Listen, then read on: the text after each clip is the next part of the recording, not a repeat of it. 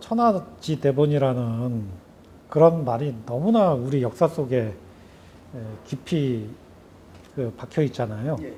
그래서 농업이 사실은 사람을 살리는 가장 중요한 산업인데, 그 농업에 관한 여러 가지 어떤 역사와 뭐 그런 기억들을 관장하시는 농업박물관이 도시 한가운데 있더라고요. 그래서 그 농업박물관에 김재균 관장님을 모시고 이 중구라는 도시에서 농업박물관이 어떻게 역할을 하고 있는지 그 얘기를 들어보도록 하겠습니다. 김재균 관장님 나와주셔서 감사합니다. 어떤 계기로 이 사람책 출연을 결심하게 되었나요? 그 도시 한복판에 이제 농업박물관이 있는데, 그 농업박물관이 설립하고 있는 게 농업 가치를 여러 사람한테 전달하고자 설립됐단 말이죠. 그런 가치를 이런 매체를 통해서 적극 알리고 싶어서 그래 출연하게 됐습니다. 그 농업박물관이 서울 시내 정말 한가운데 딱 있거든요. 그 농업박물관을 잘 모르는 사람들을 위해서 그 위치라든지 거기서 어떤 전시를 하고 있는지, 무엇을 체험할 수 있는지 그런 거 잠깐 소개 부탁드리겠습니다. 농업박물관은 서울 중구의 세문안길에 소재하고 있고요. 지하철 5호선 타서 5번 출구로 나오면 금방 나옵니다. 전시하고 있는 것은 우리 재래농사 도구를 비롯해서 농업과 관련된 여러 모습들, 농민이 살던 주택 모습이라든가 생활상을 볼 수 있는 게 전시가 되어 있고, 어린이나 기타 시민들을 위해서 다양한 체험 프로 및 교육 프로그램을 운영하고 있습니다. 중구와의 인연이 농업박물관장을 맡으면서부터 시작되신 건가요? 저는 이제 34년 전에 농협중앙에 입사해가지고 농협중앙의 본사가 중구에 있다 보니까 중구하고 인연을 맺게 됐고, 한 17년 전에 이제 박물관에서 일을 하게 됐죠. 그래서 중구하고 인연은 34년 됐다고 봐야죠. 30년 동안 그럼 계속 중구를 출퇴근을 하셨을 거 아니에요? 그러면 그 중구의 변화를 굉장히 오랫동안 봐오셨다는 얘기인데, 그 중구 그 관장님이 느끼시는 중구의 변화, 30년의 변화는 어떻습니까? 많이 변했죠. 상전벽해한 거죠, 사실은. 그 시절을 다 기억할 수는 없지만은 지금 저희 사무실에 위치한 곳만 봐도 주변에 그 당시 있었던 건물들은 지금 거의 다 없어지고요. 또 그 앞에 있던 그 서대문 고가차도도 철거가 됐고, 처음에 제가 있을 때는 지하철이 없던 시절이었어요. 그래서 그 서대문 주변이 통행 인구가 별로 없었어요.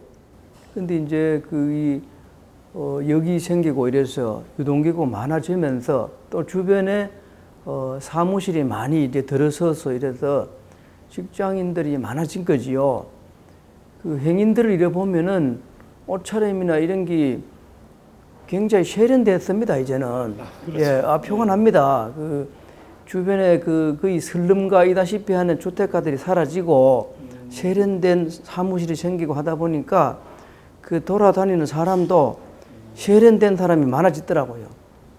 그럼 지금 말씀 들어보니까 옛날에는 약간 주거의 역할이 컸다면 이제는 주거의 역할보다는 어떤 사무 공간과 상업적인 공간으로 바뀐 거죠. 그 농업박물관은 좀 변천사가 있었을 것 같은데요. 박물관이 생긴 지가 이제 1987년도에 개관을 했거든요. 그 당시는 옛날 건물이었어요. 그 건물이 1927년도에 세워진 건물이었습니다. 굉장히 오래된 역사 문화적 가치가 있는 건물이었는데, 이제 오래되다 보니까 노후화로 안전에 문제가 있다 해가지고 그 건물을 철거하게 됐습니다. 지금은 이제 새로 건물을 지은 거죠. 이거는 그 건물을 2002년도에 철거하고 2005년도에 지금의 건물을 세워서 그 안에 전시실을 새로 꾸몄죠. 지금은 옛날식 방식이 아닌 서로 이제 관람객과 소통하고 체험하고 같이 느낄 수 있는 그런 전시 콘텐츠로 꾸민 거죠. 그럼 이제 과거의 역할하고 지금의 어떤 역할하고는 조금 차이가 있을 것 같아요. 그 농업이라는 본질적인 가치는 변하지 않습니다. 네. 우리 인류한테 먹거리를 제공해주는 농업의 본연의 가치는 세월이 아무리 흘러도 변할 수가 없는 겁니다. 근데 그 영농의 방법이라든가 뭐 이거 국민들이 느끼는 감정 이런 건 좀 틀릴 수가 있겠죠. 옛날에는 힘들게 농사 짓는 뭐 그런 형태였다면 지금은 쉽게 사 먹을 수 있는 공산품, 상품으로 생각하는 거지요. 70년대까지만 해도 주변에 한 다리만 건너면은 다 농업하고 관련된 사람이었어요. 지금은 오히려 그 농업의 경험자를 찾기가 어려울 정도로 구조가 많이 바뀌었죠. 산업 구조가 바뀐 거잖아요. 그러면 이제 바뀐 산업 구조 내에서 농업을 어떻게 바라봐야 할까? 그 점에 대해서 좀 말씀 부탁드립니다. 아까도 말씀드렸다시피 농업의 그 본질적인 가치는 변하지 않고 오히려 그 중요성이 정대되고 있단 말이죠. 그 산업 구조가 변해서 차지하는 인구가 줄고 전체 경제 활동량의 비중은 줄었을지언정 가치가 그대로 있기 때문에 우리 국민들이 농업이 우리의 생명을 지켜주는 중요한 산업이라는 생각을 계속 가지고 있어야 되죠. 그러면서 농업을 지키고 더 육성하려고 하는 그런 자세가 필요하다고 생각합니다. 앞으로 젊은이들이 그 농업 쪽으로 가령 청년이 농사를 짓는다 뭐 이런 그 포부를 가질 수 있잖아요. 뭐 그런 청년들한테 어떤 도움이 될 수 있는 얘기가 있을까요?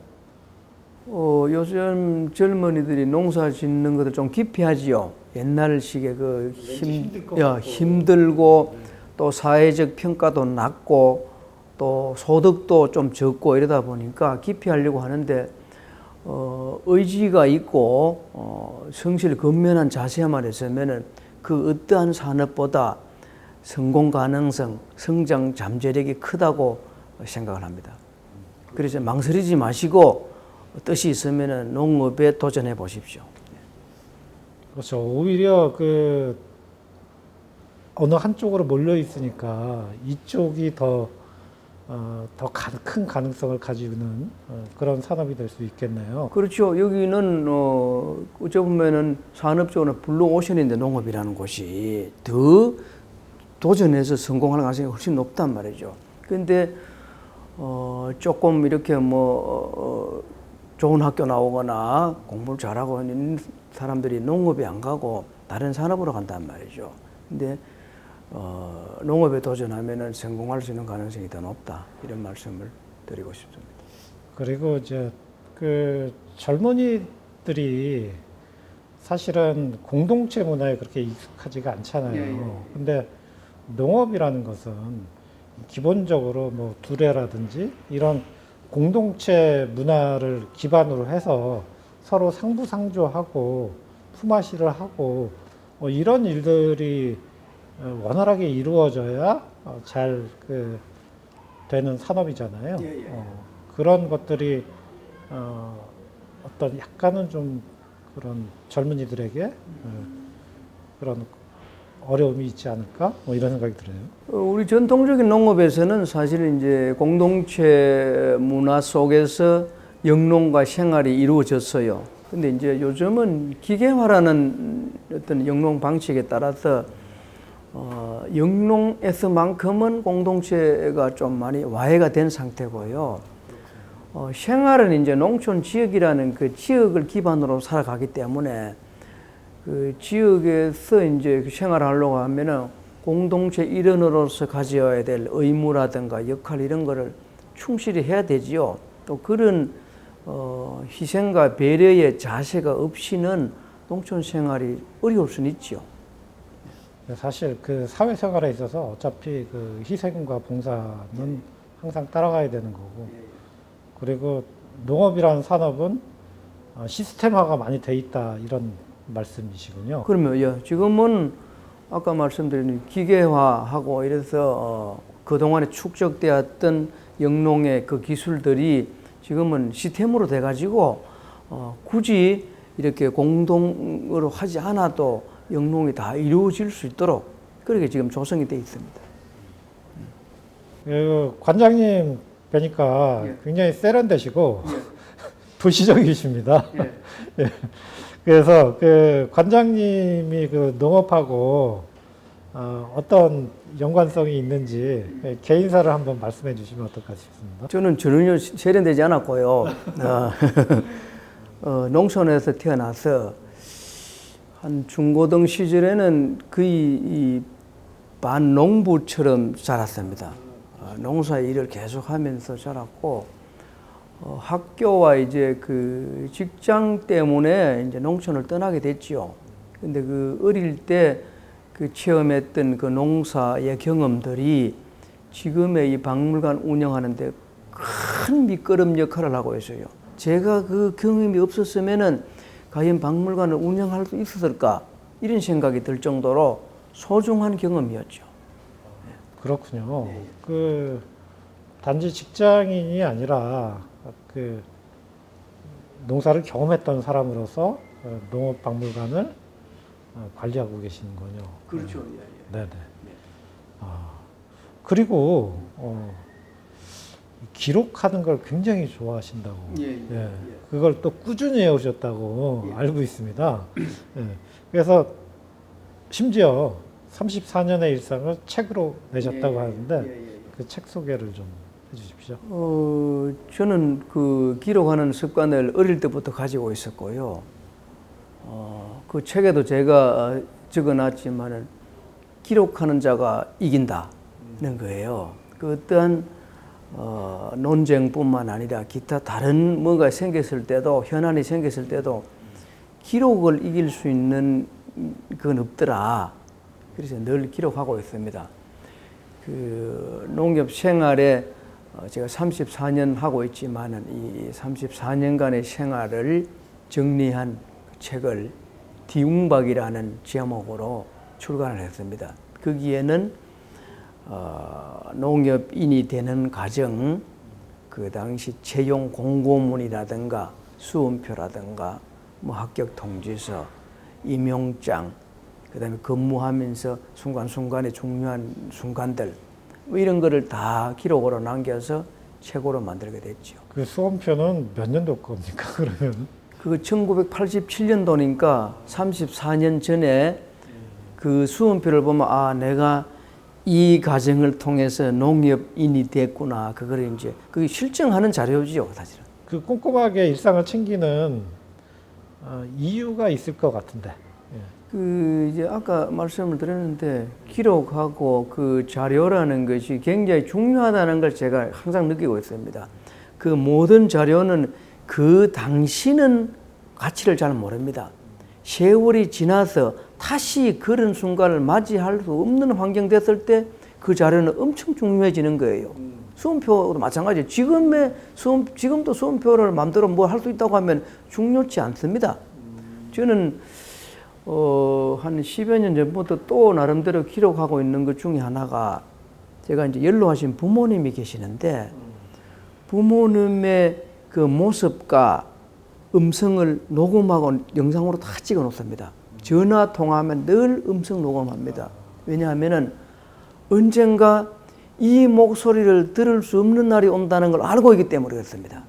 그런데 들을 수 있을 때 많이 보관해 놓자. 그 동영상도 마찬가지예요. 어머님이 시골 집에서 밥하는 모습 그거 언젠가는 볼 수가 없잖아요. 그래서 다 기록하는 거죠. 그 나중에 그렇게 그 모습 볼 수 없을 때 되면은 지금 이렇게 찍어 놓은 영상이 엄청 소중할 겁니다. 앞으로도 또 그 계속 기록을 해나가시고 그러면 다음 책도 예, 제가 박물관장을 하면서 여러 걸 겪었습니다. 관람객들하고의 어떤 그런 에피소드도 있고, 또 농촌의 농가를 방문해서 그 농기구를 수집하면서 겪었던 이야기, 뭐 이런 것들을 좀 수필 형식으로 정리해서 금년 내로 지금 출간할 그럴 예정으로 있습니다. 그 관장님 서재에는 주로 어떤 책들이 있나요? 주로 이제 역사 관련 책들이 많고요. 그다음에 여행 관련 책들도 있고, 근래에는 이제 나이가 좀 들어서 그런지는 노후 관련, 노후의 건강 관련, 어떻게 하면 노후를 행복하게 보낼 수 있냐, 이에 관련된 책들이 제법 많이 있습니다. 어떻게 하면 노후를 행복하게 보낼 수 있을까요? 그 여러 주장들이 있더라고요. 뭐 건강과 또 배우자, 뭐 그다음에 경제적 요소 뭐 이런 걸 가지고 많이 이렇게 거론하고 있던데, 그건 각자가 처해 있는 상황에 따라서 조금씩 저는 다르리라고 생각합니다. 자기만의 행복 요소를 찾아야죠, 사실은. 네, 이렇게 여행 가는 거를 좋아한다면 여행할 수 있는 걸 갖춰야 되지요. 뭐 또 책 읽는 걸 좋아하면 독서할 수 있는 환경을 만든다든지, 뭐 이런 거 자기하고 맞는 뭐를 만들어서 행복을 실천해 나가는 게 중요하지 않을까, 그렇게 생각합니다. 굉장히 중요한 말씀인 것 같아요. 자기하고 맞는 걸 찾아야 한다는 그게 바로 행복이지 않겠냐. 그렇죠, 그렇죠. 예, 예. 예. 진짜 좋은 말씀이시고요. 예.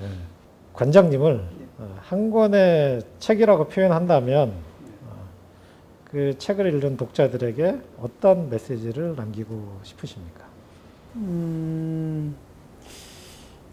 좀 가욕이라 할까, 과장돼서 표현하자면은 주어진 그 순간순간 최선을 다했고, 또 늘 그 분야에서 1인자가 되고 싶어 했던 사람이었다, 이런 표현하고 싶어요. 저는 비록 1인자는 안 됐을지언정 늘 마음속에는 무슨 일이 주어지도 난 이 분야에서만큼은 최고가 되어야겠다, 이 생각을 계속 했습니다.